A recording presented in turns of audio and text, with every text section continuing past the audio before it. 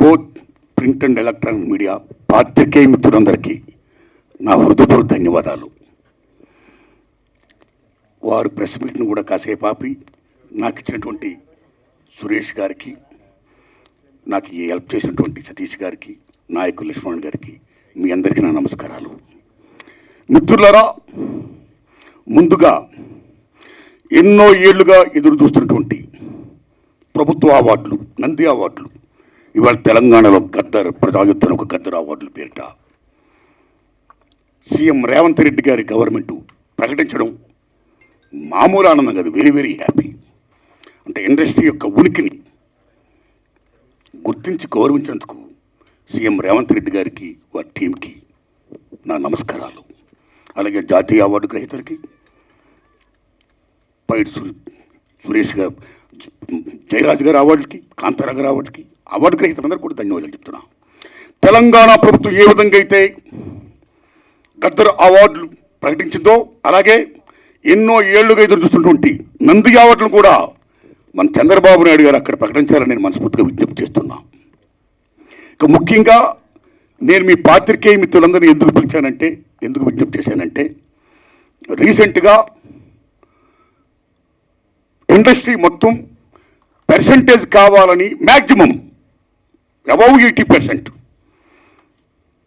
అనే ఇష్యూ మీద చర్చలు జరుపుతూ both producer council and film chamber అనేక చర్చలు జరుపుతూ కొనసాగిస్తున్న దశలో ఎప్పుడు చర్చలు ఫలప్రదం అవుతాయా, ఎప్పుడు సినిమా ఇండస్ట్రీలో పర్సెంటేజ్ సిస్టమ్ వస్తుందా అని ఎదురు చూస్తున్న నాలాంటి సగటు నిర్మాతలందరికీ కూడా తీరని విఘాతం జరిగింది. ఈ మధ్య రీసెంట్గా ఒక విషయం ఏంటంటే, హరిహరి వీరమల్లు అనే సినిమాని ఆపడం కోసమే జూన్ 1 నుంచి బంద్ ప్రకటిస్తున్నారు పర్సెంటేజ్ కానీ ఇవ్వకపోతే అనే మాట రావడం అనేది చాలా దుర్మార్గం. It's a trash. అది ఉత్తిది, అది కరెక్ట్ కాదు, అందులో కుట్ర ఉంది, ఆ కుట్రదారులు ఎవరు తెలుసుకోవాలి అని స్వయంగా పవన్ కళ్యాణ్ గారు ఆఫీస్ నుంచి రావడం అనేది, స్వయంగా సినిమాటోగ్రఫీ మంత్రి దుర్గేష్ గారు మాట్లాడడం అనేది కరెక్ట్ కాదు. ఎందుకంటే మిత్రులారా, ప్రొడ్యూసర్ కౌన్సిల్ కానీ, ఫిల్మ్ ఛాంబర్ కానీ, అది సినిమా పరిశ్రమ పాలనా సంస్థలు, ఆ రెండు సంస్థలు కూడా బంద్ ప్రకటిస్తామని ఇప్పుడు చెప్పలా. డిసిషన్స్ ఆర్ గోయింగ్ ఆన్ అని చెప్పారు వాళ్ళు. దట్ ఇంకో విషయం చెప్తున్నా మీకు, బంద్ అనేది ప్రజాస్వామ్యంలో ఒక బ్రహ్మాస్త్రం. ఎవరైనా బంద్ ప్రకటించే ముందు సినిమా ఇండస్ట్రీలో అకార్డింగ్ టు నామ్స్ 3 వారాల ముందుగా తెలియపరచాలి.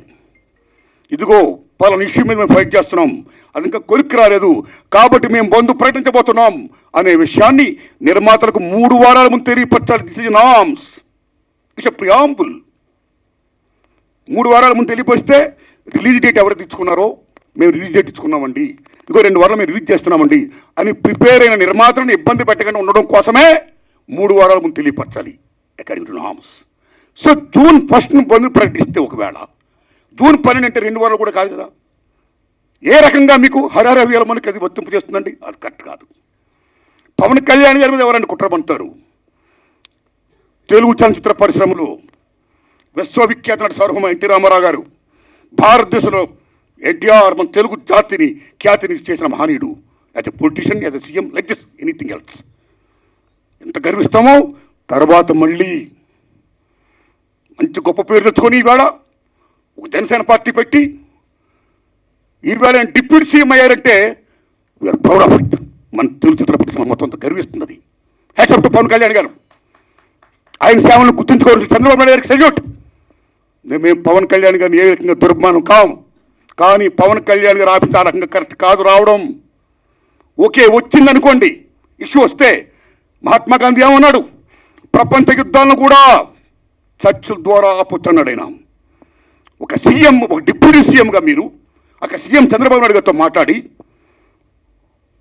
హరిహర వీరమల్లు అనే టాపిక్ మీరు ఎత్తకుండా, ఓకే మీ ఇండస్ట్రీ కష్టాల్లో ఉన్నప్పుడు రండి, మనం సిట్టింగ్ చేసుకుందాం రండి, మాట్లాడుకుందాం రండి అని చెప్పుకుంటూ ఒక పెద్ద రోల్ ప్లే చేసి ఉంటే, ఒక చలనచిత్ర పరిశ్రమ బిడ్డగా మిమ్మల్ని మేము అంత గౌరవించేవాళ్ళం సార్. ఎంత బాగుండేది సార్, ఎంత బాగుంటుంది సార్. ఆ పని చేయండి సార్ పవన్ కళ్యాణ్ గారు. ఎందుకంటే పర్సెంటేజ్ సిస్టమ్ వల్ల ఇండస్ట్రీ ఇవాళ చాలా మేలు జరుగుతుందండి. పర్సెంటేజ్ సిస్టమ్ లేకపోవడం వల్ల ఇండస్ట్రీ సగటు నిర్మాత మొత్తం కొలాప్స్ అయిపోతున్నారండి ఇవాళ. మీరు నమ్మండి sir. Why? Because all malls, PRs మొత్తం ఇలాంటివన్నీ వచ్చేసిన తర్వాత సింగిల్ థియేటర్స్ ఇవాళ ఉనికి లేకుండా పోతుందండి. తెలంగాణలో 500 ఉన్న సింగిల్ థియేటర్లు ఇవాళ 200 చిల్లరకు వచ్చేసాయి. ఆంధ్రప్రదేశ్లో 500 పైన ఉన్న సింగిల్ థియేటర్ ఇవాళ 300 పైసలకు వచ్చాయి. సింగిల్ థియేటర్ లేకపోతే యొక్క ప్రేక్షకుల పరిస్థితి ఏమిటి? ఇవాళ మాల్స్లోని ఆటల్లోని ఇటువంటి చోకాడు థియేటర్స్లో రేట్స్ ఎంత ఉన్నాయి? ఇవాళ ఎంత బీభత్సమైన రేట్స్. ఆడికి వెళ్ళి ఏదైనా పాప్కార్న్ తింటేనే 500 రూపాయల, డ్రింక్ 200 రూపాయల, టికెట్ మొత్తం 200, 300 ఇలాగ అనుకుంటే సగటు ప్రేక్షకుడు ఎక్కడ సినిమా చూడగలుగుతాడు? ఏ రకంగా వెళ్ళగలుగుతాడు? ఇవాళ భారతదేశంలో సినిమా పరిశ్రమ అనేది సామాన్యుడికి వినోదం. అలాంటి వినోదాన్ని సగటు మనిషికి దూరం చేస్తుంది ఇవాళ బికాస్ ఆఫ్ దీస్ పాలసీస్. కాబట్టి సింగిల్ థియేటర్ని బతికించుకోవాలి, దానికి పర్సంటేజ్ సిస్టమ్ కావాలి. ఈ పర్సంటేజ్ సిస్టమ్ అనేది ఇప్పుడు నుంచి కాదండి. నేను ఎందుకు ప్రశ్న పెట్టానంటే since 25 years the issue is going on. ఈ పర్సంటేజ్ కావాలని కోరిన వాళ్ళు మేము కూడా ఒకటి, నేను కూడా ఒకనండి. ఆ రోజుల్లో మీరు నమ్మని మిత్రుల కిఎల్ నాన్నగారు ఉన్నప్పుడే ప్రొడ్యూసర్ కౌన్సిల్ అధ్యక్షుడిగా మేము విజ్ఞప్తి చేశాం. కాలా సి కళ్యాణ్ గారు ఉన్నప్పుడు విజ్ఞప్తి చేశాం. కాలా కిరణ్ గారు ఉన్నప్పుడు విజ్ఞప్తి చేశాం. కాలా అలాంటి దశలో మీరు నమ్మండి, ఇదే ఫిలిం ఛాంబర్ ముందు టెంటలు వేశాం. అక్కడ ఓ సురేందర్ రెడ్డి గారు, ఓ నట్టి కుమార్ గారు, ఓ మోహన్ గారు, ఓ బెక్కం వేణుగోపాల్ గారు, నేను ఇంకా అనేక మందిని ఈ ఉద్యమాలు చేస్తున్నప్పుడు ఆదిశేషవరరావు గారు, తమ్ముడు భరద్వాజ్ గారు, కెఎస్ రామారావు గారు, చంద్రబాబు శ్రీనివాసరావు గారు, అచ్చిరెడ్డి గారు, కృష్ణారెడ్డి గారు పెద్దలందరూ సంఘీభం ప్రకటించారు. ఎన్ని చేసినా ఏమీ కాలా.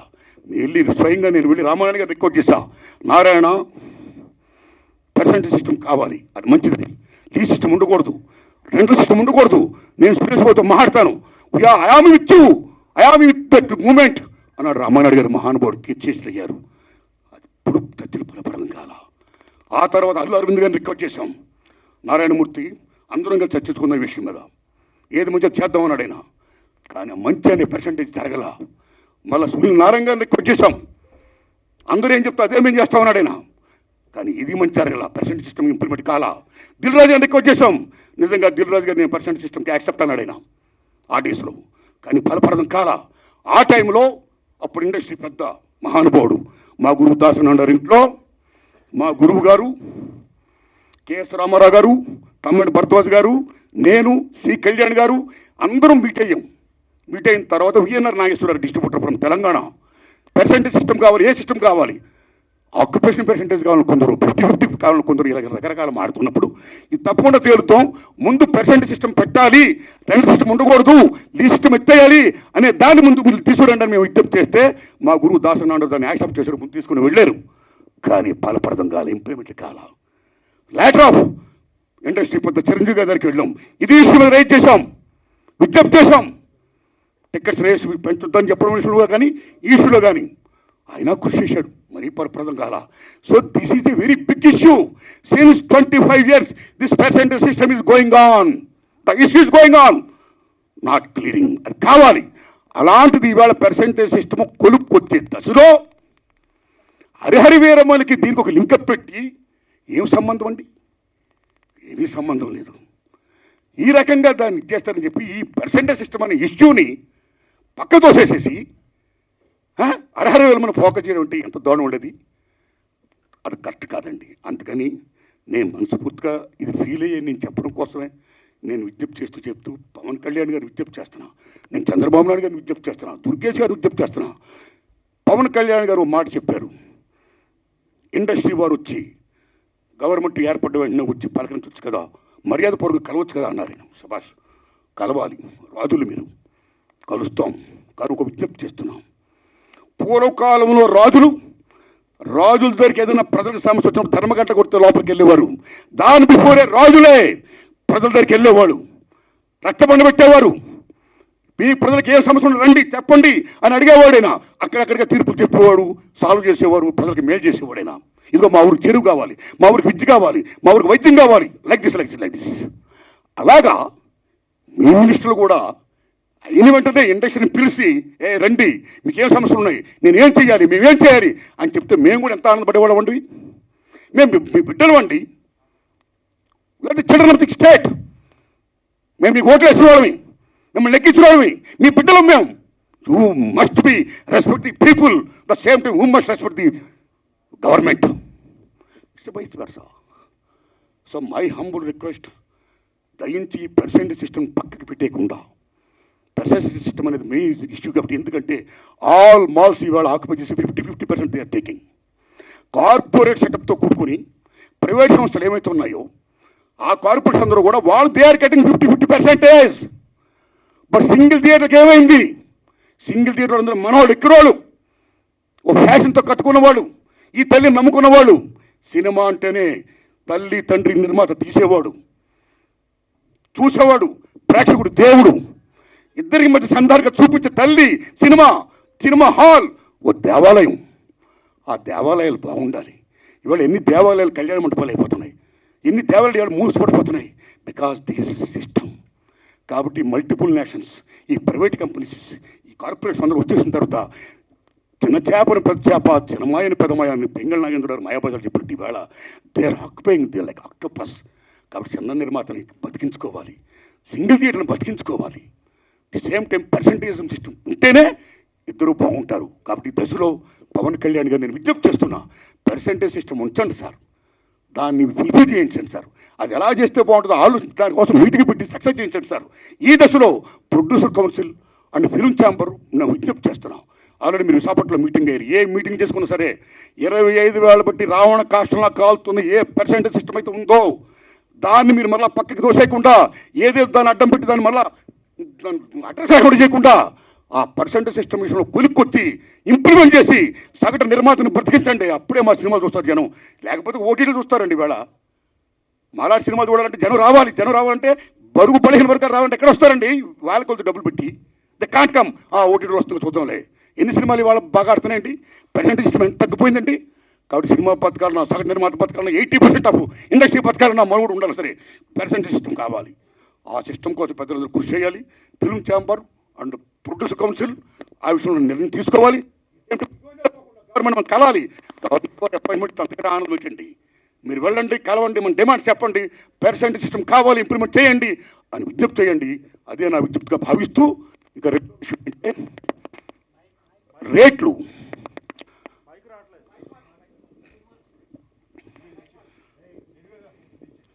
ఈ రేటు తమ్ముడు, హే తమ్ముడు, ఇప్పుడు దాకా మాట వచ్చిందా? Thank you. మైక్ రాలేదంటే ఇంకా ఈ రేట్ల విషయం మాట్లాడేసి నేను నిన్న పని చూసుకుంటాను, మిమ్మల్ని డిస్టర్బ్ చేయనండి. సురేష్ అన్న, రేట్లు చాలా ఇంపార్టెంట్ అండి. మీరు నమ్మండి, భారతదేశంలో 1961 తర్వాత థియేటర్లో ఏ రేట్లు పెట్టాలి, ఎలా పెట్టాలి, భారతీయుల యొక్క తలసరి ఆదాయాన్ని బట్టి, జీవన ప్రమాణాలను బట్టి రేట్లు నిర్ణయించినప్పుడు గవర్నమెంట్ ఒక కమిటీని వేసి ఓ నేల, ఓ బెంచి, ఓ కుర్చీ, ఓ బాల్కనీలై తరగతులు సృష్టించింది. ఈవేళ నేల లేదు, బెంచీ లేదు, ఒకటే క్లాసు లేకపోతే 2 క్లాసులు, మొత్తం థియేటర్స్ మొత్తం ఆ రకంగా చేసేసారు. ఓకే, ఇక రేట్లు అనేది ఏమవుతున్నాయో సిస్టమ్ ప్రకారం గవర్నమెంట్ ఏదైనా ఒక రేటు పెడితే ఆ రేట్ని అందరూ కూడా హానర్ చేయాలి. అలాగ హానర్ చేయకుండా ఈ మధ్య కాలంలో చాలామంది భారీ చిత్రాలు తీసిన నిర్మాతలు వాళ్ళు ఓ వేల కోట్లు పెడుతున్నారు. ఓకే, హ్యాట్సప్, సెల్యూట్, కేపబిలిటీ ఉంది, పెడుతున్నారు, మనం గర్విస్తున్నాం, సంతోషమే. కానీ అలా పెట్టే నిర్మాతలు చాలామంది ఏం చేస్తున్నారంటే, మా సినిమాకి చాలా ఖర్చు అయిపోయింది కాబట్టి రిలీజ్ ముందు రేట్లు ఎక్కువ పెంచితే మేము సేఫ్ అవుతాం అని ఒకటి పెట్టడం వల్ల, నిజం చెప్పండి తమ్ముళ్ళారు, మీరు నిజం చెప్తున్న ప్రేంగా, ఆ రకంగా పెట్టడం వల్ల, దానికి గవర్నమెంట్ యాక్సెప్ట్ చేయడం వల్ల మామూలు హారం జరగట్లా సగటు చిత్రానికి. అలాగే ప్రేక్షకులకు డబ్బు ఎంతమంది దగ్గర ఉంటుందండి? పేదవాడికి సినిమా ఎవరు ఉంటుంది, డబ్బు ఉన్నవాడికి సినిమా ఎవరు ఉంటుంది. డబ్బు ఉన్నవాళ్ళు హ్యాపీగా చూడగలుగుతారు, పేదవాళ్ళు ఎక్కడ చూస్తారండి? అప్పు సప్పులు చేసి మరీ చూస్తారండి. ఇంత రేట్లు పెంచితే పాప్కార్న్, బీభత్సం రేటు చూస్తే కనీసం 1000 రూపాయలు 1500 ఉంటేనే కానీ వేళ సినిమా చూడలేకపోతున్నాడండి. సో సగటు ప్రేక్షకుడికి వినోదం అనేది చాలా చౌకగా వచ్చే సినిమా ఈవేళ కాస్ట్ అయిపోతే ఈ రేట్లు పెట్టడం వల్ల అదేం ధర్మం అండి? ఇదేం సంక్షేమ రాజ్యం అండి? What your respecting the system of the government. ఒక రేట్లు పెడితే ఎవరికైనా రేట్లు అలాగే హానర్ చేయాలి. వై? బికాస్ మీరు భారీ బడ్జెట్లు పెడుతున్నారు, పెట్టుకోండి, మీరు గొప్పగా తీస్తున్నారు, తీయండి, మేము గర్విస్తున్నాం. ప్రేక్షకుడికి ఏమి ఎందుకంటే ఈ సినిమా బాగుందో లేదా, దట్స్ ఆల్. సినిమా బాగుంటే చూస్తాడు, చూడడం. రేట్లు పెట్టడం పెట్టకపోవడం అనేది అది మీ ఇంట్రెస్ట్ పడి ఉంటుంది. భారీ సినిమాలు తీస్తున్నారు, ఓకే, సెల్యూట్. దాన్ని వాళ్ళ మీద రుద్దకూడదు. బాగుంటే ఆ డబ్బులు వాళ్ళు ఏం పెడుతున్నారు, ఆ డబ్బుతో మీరు కోట్లాది కోట్లు సంపాదించవచ్చు. ఉదాహరణ, హాలీవుడ్లో 10 కమాండ్మెంట్స్ సిసిల్ పెట్టి ఇమ్మీడియట్ తీశాడైనా. మామూలు బడ్జెట్ కాదు, వేలాది కోట్ల సినిమా తీశాడైనా. అండ్ బెన్హార్ వేలాది కోట్లు పెట్టి తీశారు ఆ సినిమాలు. మీరు నమ్మండి, 2 సినిమాలు కూడా బీభత్సమైన hits. And gone with the wind. ఆ సినిమాలకి ఆ రోజుల్లో కోట్లు ఖర్చు అయితే మళ్ళా కోటాను కోట్లు చేసి మీరు నమ్ముతారా తమ్ముళ్ళారా, గూడ్స్ బళ్ళల్లో డబ్బులు తీసుకొని వెళ్ళేవారు. అదే రేట్లు. మేము 10 కమాండ్మెంట్ తీసాం, మేము బెన్హార్ తీసాం, చాలా ఖర్చు పెట్టాం, కాబట్టి రేట్లు పెంచండి అని అడగలా. కమ్ టు హిందీ ఫీల్డ్, కేఎస్ఎఫ్ మొగలేజాం అని జీపీ సిప్ గారు షోలే. మామూలు సినిమాలో మొగలేజాం మీరు నమ్మండి 9 years తీసాడేనా. అప్పు సప్పు తీసి మొత్తం బీపత్తి, మామూలు బడ్జెట్ కాదు.